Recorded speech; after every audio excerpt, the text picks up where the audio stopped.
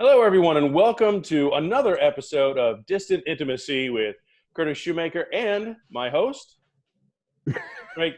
I'm Craig Kikowski. Exactly. See, It's like my liege, my host, my liege. my host, My and host. today, my host, my kingdom for a competent host. And today we are joined by the great, the one, the only Rachel Gardner Bridges. Yay! Oh, please, you're too kind. Literally, way too much build up on that. But hi. Hello. I think the right amount of build-up. Oh, thank you. Yeah, she's good. So I just have to say, I've got one of those bouncy things. okay. So when things are going really well, I might do this. So So Great. burlesque Or when they're as not. well. Excellent. Yes, it could go either way. Yeah. So Raquel, as Yes. you are known sometimes, Mhm. you are currently in the fine state of Minnesota. Now, if I remember correctly, you grew up there and then moved to Northern Virginia before you came to William and Mary? You are correct, Curtis. I spent my childhood here in Minnesota. I've gotten my accent back. I'm totally embracing it, you guys. I can hear it. Yeah. So my dad was a theater professor at Gustavus Adolphus College. And so I grew up here. And then after my parents divorced and this, that, the other thing, my mom moved back out to the DC area where she had grown up and my grandmother was, and we went to go live with my grandmother. And so I finished out high school there. And then I went to William and Mary, which was, what a delight. Now, I remember you used to have a Gustavus sweatshirt in college because I remember you wearing that in college. Yeah, I did, Kurt. I still do. And every one of my family does. Yes. It's fun. And it's fun to wear, especially when you're not in Minnesota, because people will be like, oh, cold, Gusties, go Gusties. Go Gusties. Go Okay. Gusties. Okay. Yeah. So you're a Gustie and a tribe then. Yeah, I am. Yeah, I would say when worlds collide. Now, I spent a lot of time working with you at William and Mary. You, besides your stage career, you also assistant directed me on at least one occasion that I remember. I did. What an epic undertaking. I'm still, when I go back and I think about it, that was like incredible. And remember, we got to, West Side Story, and we got to rehearse in, remember like the students, what was that called? The student center there, that like ballroom up above, which we were in Trinkle, I think, in the student center, because we were the first show to open the recently renovated Phi Beta Kappa house. So we were rehearsing over in Trinkle, and there was talk that we weren't going to be able to open the show there. We'd have to do it in Trinkle, but they finished in time, and we could use Phi Beta Kappa. Yeah. Oh my gosh, I don't remember that. I just remember being in that space and it being super surreal. And oh my gosh, that was a fun show. I mean, come on, Jen Peaches, Anita. Oh yeah. Come on. And unfortunately, the late great Christian Morosky is Riff. Yes, that's right. Christian was Riff, and Joe Webster, of course, was Tony, yep. And Tracy, now Thornton. Tracy Taylor Thornton was Maria. And Tom Pasella was Bernardo. Tom was Bernardo. Yes. Bernardo. Was. I feel, Tom, if you're watching, I feel like you could still pull that off. Yeah. It's possible. It's possible. Right now, I'd be great for Doc, which I believe is Jeff A.R. Jones as Doc. Yeah. Jeff A.R. Jones. And you know what? There's this theater company out here. I'm sure they're everywhere now. But I forget what it's called. Anyway, I can't give them an explicit shout out, but they only cast people over 50. So like they just did Rent with everybody. They did Hair, wow. Everybody over 50. Wow. Yeah. It's the reverse of what we did in college, where we were teenagers and 20-somethings playing 60-somethings. Yeah. That's right. Yeah. So Rachel, what were your fondest performance or theatrical? I mean, you did main stage. I'm sure you did second season as well. What were your best performing memories of William and Mary? Oh my God. I'm so glad you asked, Curtis. Let's see. Well, you know what? I would say, so I remember, I came in as a freshman knowing I wanted to be a theater major, knowing like that's what I wanted to do. and I didn't get cast first semester, I remember. And it kind of took the wind out. I mean, I'm sure this is like the story I know everybody has, but there were so many incredibly talented people. I mean, I remember seeing that production of House of Blue Leaves. Sorry, I'm kind of meandering, but I'll answer your question, I promise you. Like, I remember seeing House of Blue Leaves and being like, oh, I am never going to be cast because these people are so incredibly talented. Like, I just remember being so struck by that. And anyways, feeling super intimidated and a little despondent. But I can't remember if it was first semester or second semester. Sherry Holman cast me in her director's workshop production of A Phoenix Too Frequent.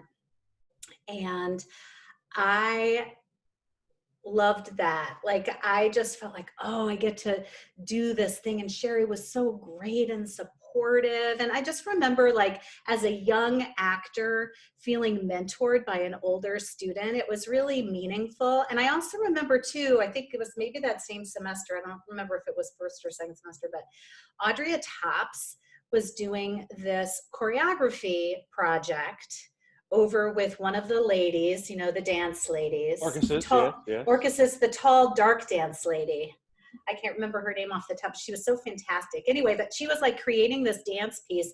And I remember she asked me to do the dance piece. And I was so excited. And the idea was that there was, I forget who all, I remember Doug. Doug was in it. Doug Houston? And, Doug Webster? Doug Webster. Okay. And I feel like maybe Mary was in it. Maybe Mary Stillwagon was in it. And maybe Jeff A.R. Jones was in it. Anyway, I can't remember, but there were a number of us. And we each, and Audrey, like, each had us do like a different, we were dancing to a different song in our head. It was so cool. And I still remember being upset that I didn't get Faith by George Michael.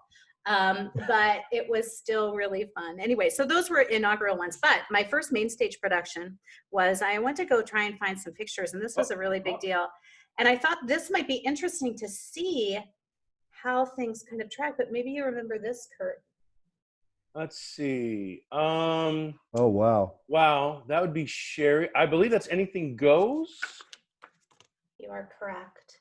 Oh, There's me in my first production. Is that? Okay. Anything Goes. Yep, Anything Goes. That was a big one. And then I would say probably the highlight, because I felt like throughout college I did a lot of really fun. I mean, I remember the shows being awesome. Becoming Memories was great. And I remember Country Wife was fun with all the costumes and stuff. And Crucible was pretty cool. And a lot of great ones. But I was always playing these kind of leading lady types. And then my senior year, Richard Palmer cast me in a different kind of role. You might remember this, Craig. Yep. Wow. Yeah. There's that makeup that yeah. Darren was talking about. Yeah, Lie of the Mind. Look at all this white makeup. Look how white our faces were. There's Lydia York, Chris Obenchain, myself, Mr. Morosky, Sharon Gardner, Craig. I can't remember. Remind me of Karen. Karen, right? Karen, and of course the infamous Michael Hawley there. And so anyway, so that was really cool. I think that may be my favorite accomplishment, because it was really the first time I was tasked with playing a character role, which now in my older years I'm enjoying quite a bit of. Now, I remember you in DC.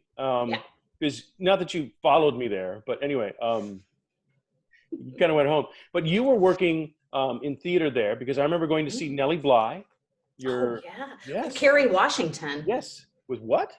Kerry Washington was in that production, and she played Lorraine Hansberry. Wow. That was, and I remember. I remember you. I don't remember that hack, that Kerry Washington. Yeah, I know. What happened to her? It was, well, here's the story there, is because Kerry Washington, I remember talking to her backstage, and she's like, Rachel, I'm thinking about going to Los Angeles, you know, but I just don't know. I'm kind of, you know, I don't know that she was asking for my advice, but I distinctly remember telling her, why would you do that? Like, don't go. You're just, you're just setting yourself up for a heartbreak. Wow. Well, maybe now when she tells the story, every great actor has that story where they go, someone told me no, someone told me I shouldn't do it. And that damn Rachel woman, that's why I went to Hollywood and is because of Rachel. Wow, Rachel Bridges. That's fantastic. You're welcome. Wow. You are welcome, Kerry Washington. Now because I remember in the DC area, you were working theater. You met your husband, who's a director and a writer. Yeah, he had a theater company. I shouldn't minimize it. He had a theater company called Charter Theater, and he produced all new shows. And I was a company member there, and we did that for, oh my gosh, I don't know. It's probably 5 years before I had my daughter, and then I slowed down quite a bit. But it was about 10 years that he had the theater before. I think, 2008, 2009 kind of shut things down there for a while. Now, so. I know that you're in Minnesota. You have a teenage daughter. And I have to ask, Craig and I are so curious about these things. What's it like living trapped in a house with a teenage daughter right now? Well, I'm just glad it's not 2 years ago, because at least now there's a lot of sleeping. Okay. There's a lot of sleeping, napping, retreating into her room. Whereas I think there would have been a lot more screaming and other sort of experiences maybe a year or two ago. So I feel like maybe we kind of hit the sweet spot, actually. Excellent.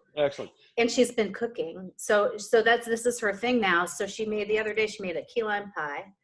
Then she made, what was the other damn thing she made that was so good? Oh my God, these homemade waffles. They're just like so big. Oh, they're fantastic. Homemade whipped cream and then jam. Today she's making banana bread. I'm like, this is not sustainable. I hope you have a home gym as well. Me too, yeah. So now I know that you're working with a company right now. You just did a production of Pirates of Penzance that got scrapped, but you did do a live stream of it though. What theater company are you working with now out there? So it's a commute. So here's what I did when I moved out to Minnesota. I hadn't really been doing theater for quite a while. And I missed it, but I just wasn't quite sure what it meant to me anymore, if that makes any sense. Like, I knew that I wanted to be creative, and I knew that I loved the process and the community, but I also knew that I wasn't into it as like rejection every day like us. And I just couldn't. You guys are heroes to me, because I just couldn't do it. It's too much of a source of kind of joy, so I didn't want to ruin that. So anyway, I got involved in this theater ministry through this church called Lake Harriet Players, and it's basically a big intergenerational community theater. I called up Equity and said bye-bye. Bye-bye. And I'm like, I'm gonna get involved with this group because I love this intergenerational thing. I thought that was really great, and I also love the fact that anyone who auditions can do the show. I'm like, this is a crapshoot of epic proportions, and I am in. And so and it's magical. I can see it's pure joy. It's not competition. Magical. It's just for the love of it. And it's for the love of it, and to see people push their boundaries and step out of their comfort zone and support one another. Anyway, it's been really quite a source of tremendous joy to me. Great. And I've got to do, and I get cast in all these roles that they're like, we can't find anyone to do this role. So I did Fagin in Oliver a couple of years ago. I played Jesus in Godspell, and then I played the Major General in Pirates of Penzance. So I get to do all of these roles that I never ever would have done, and I really throw myself into them. Excellent. And in a way that I'm like, oh, that's embarrassing. And it's awesome. And it's fantastic. It's fantastic. So speaking of embarrassing, what was your most embarrassing moment at William and Mary dealing with theater? Three Penny Opera. Yeah, yeah. All We right. talked about that with Daniel and Darren, right? As Yes, the, yes. single most memorable. Right. Were you in that, Craig?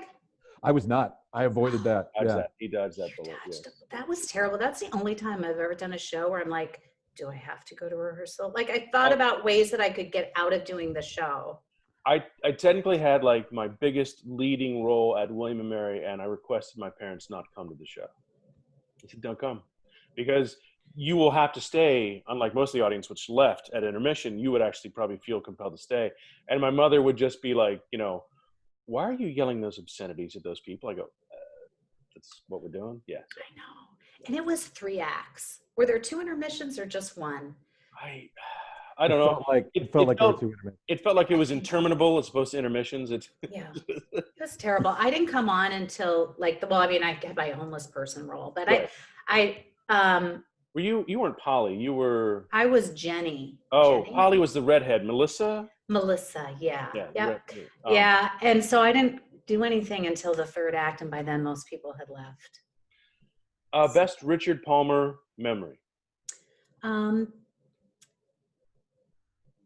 was probably Lie of the Mind, because he really did. He pushed me and he saw me in a different way. I felt like, and you know what? I mean, I was listening to what you guys have been sort of sharing and hearing about him, and it was like that dual thing about him. Like, on the one hand, he was intimidating as you first see him and you're like, what the fuck? But then he treated you like a colleague. And I remember I saw him like that with you, Kurt. And when I was still, because I don't know why we became such good friends early on in my I don't know. young. It stuck. I do. Do you remember that? Do you remember that fateful night when we were both working in the restaurant business in Alexandria? Oh. And we were sitting there talking, and you raised the question saying, we've never dated or had any of those feelings. And we're like, no. And you were like, what if we dated? I go, we'd have to get married, and no one wants that. So, because we knew each other so well, we were such good friends. We're like, we'd have to get married, and no one wants that. No, I know. It was one of those relationships. Maybe in like a past life, there was something going on. That sounds like a real sliding doors moment. Totally. Like it could have gone the other way. It could have. Oh yeah, but you have Keith, and you have a teenage daughter, so. I do. There's still a lot of living left, though. That's true. Any fond, obviously Lie of the Mind, but any good Christian moments or memories for you? I mean, they were all great, but anything that just stands out as you've been thinking about him recently? Let's see. I just have overall impressions about Christian. He was one of my favorite people. I just loved him so dearly. And I always felt so sad, I guess, as I do with many folks from college. I feel like the energy is kind of on the West Coast, and there's a few folks on the East Coast. And anyway, so it just feel like, it'd be nice to connect. And I always felt sad that I never really got a chance to connect, although I would get really weird messages through Facebook from him every once in a while. I love that. But anyway, in college, he was in my 300 crew, as were you, Craig. I think I was in your first time through. Yeah, first time around. And I loved it so much, I took it twice. And that was a lot of fun. I just remember all-nighters hanging out in the 300 room, not getting anything done. No. Yeah. No. And it was fun. I remember hanging out with you and Christian and all the movie stuff, and I just didn't understand how people like you and Christian could hold all that movie trivia in your mind. It was beyond me. It's still there, unfortunately. The amazing thing about going to his memorial service was how many pools of people from different aspects of his life, where he was a connector in life.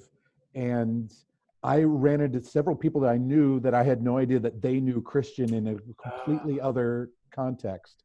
I ran into some improv folks, one of whom knew him from playing video games with him, and another of whom had never met Christian in real life, but was a a fan on the message boards of his movie podcast. And there was a huge turnout of people who only knew him via the web who turned out for the memorial service. So that was something that was so moving about being there, seeing how important he was to all these people in completely different aspects of life. Yeah. It's funny. The last time I saw him in face-to-face was he drove up from Williamsburg after college because he was working down there. And I was in Alexandria and I was having a big party. And he brought something to me. And what he brought to me to return to me at this party on a Saturday night was this. Oh, Buddha. He had the Buddha and he brought it to me. And Buddha is in New York. It came with me to New York. And it should be in the backyard of an apartment on 71st Street, Brownstone. And I would love to go get it, but even though we're all wearing masks, I'd hate to come over the fence and be. Sure. Wow. Yeah, he brought me Buddha. I love that. So I just have to say, like, one thing I'm surprised has not come up. I know it's only been 2 Distant Intimacy episodes, but I've sort of shocked that there's been no Second Street stories. It's true. Let's get into it. That is true. Second Street. Let's get into it. Who cares? Let's get. I mean, I still remember those mozzarella sticks. And best potato skins ever. Brownie Delight. Brownie Delight. I got the Brownie Delight every time. Oh, peanuts, the raw. I remember one of my best gigs in college was collecting the bill and getting the cash from everybody and then putting it on my father's credit card. And after graduation night, we're all like, go out to a fancy restaurant for dinner. And he's like, no, I want to go see this damn Second Street place that I've been paying for all the time. I go, okay. So we went to Second Street so you can see where we're spending all that money. Do you remember, Curtis? It must have been, what year did you graduate, Kurt? I was 89. Okay, it must have been in my sophomore year then, and the end of your senior year. And it was finals week. I know because I had a final maybe momentarily, but we went out to Second Street and it was the next day, I guess. We did those, you were like, let's do traffic light shots. Green, red, yes. And I remember that. And then we went out. You remember what we did after that? No, but we're not married, so go ahead. It's fine. We drove. That's when the Norge sign. The Norge sign stayed in my father's garage for a long time saying, that was in my street sign phase. Yes.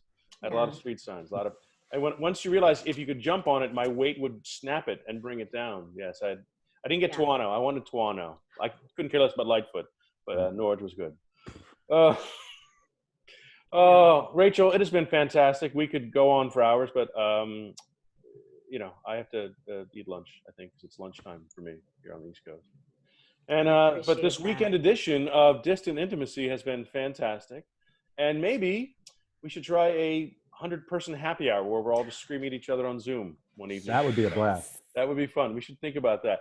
Everybody, I want to thank you for joining us again for another episode of Distant Intimacy. And Rachel, our final question, if heaven exists, what do you want Trish West to say to you at the pearly gates? Size 8. And there we have it. Folks, thank you for joining us another episode of Distant Intimacy. Everybody, stay safe out there. Hang in there. See you soon. Bye-bye, everyone.